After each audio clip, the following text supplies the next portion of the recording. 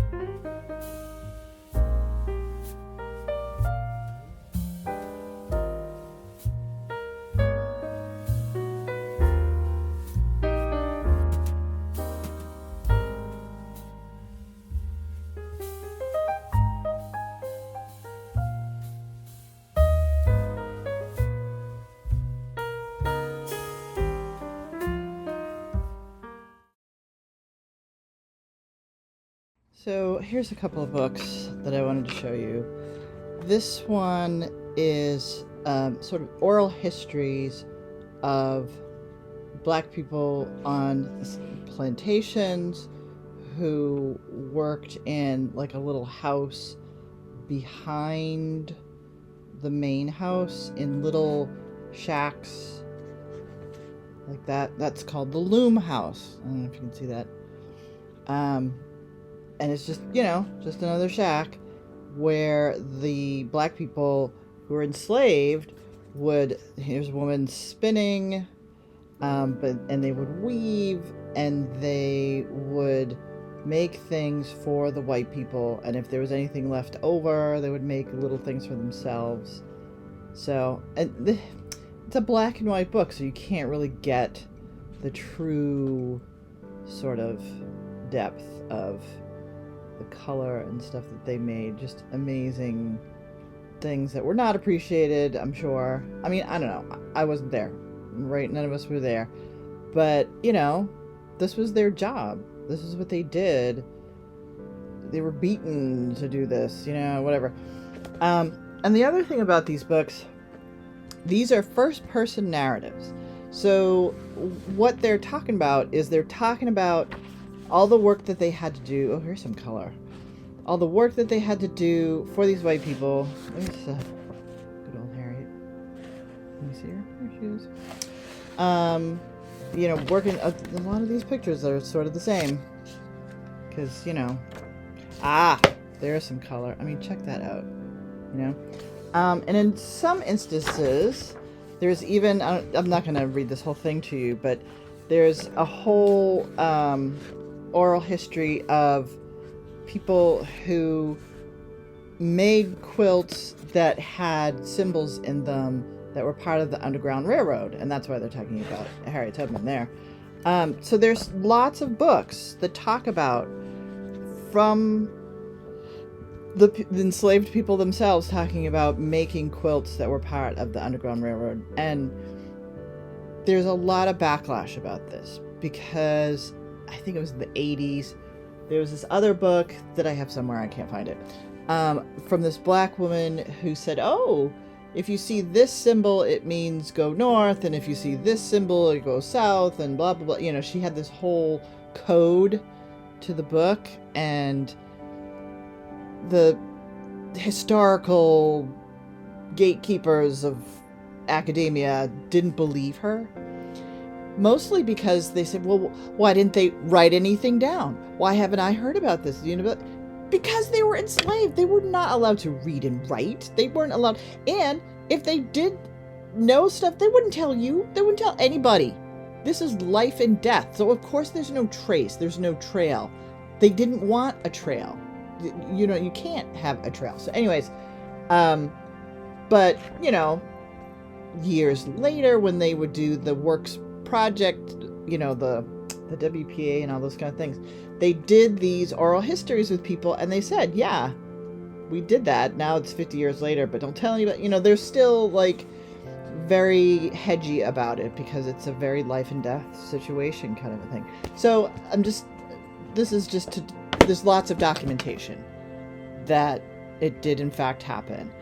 And I would love to make quilts that sort of honor those traditions, like have little petals, and one petal is a different color from the rest of the petal, and that means go this way, kind of a thing.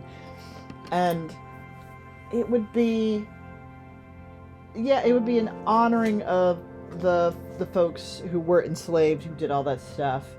But it would also, our world needs some direction, just like we were talking about with Alexis Pauline Gumbs with the dorsal fins. We need like some dorsal fins to help guide us during turbulent waters. It's sort of like that same sort of vibe. So I'm working on that, and this is kind of my inspiration for that.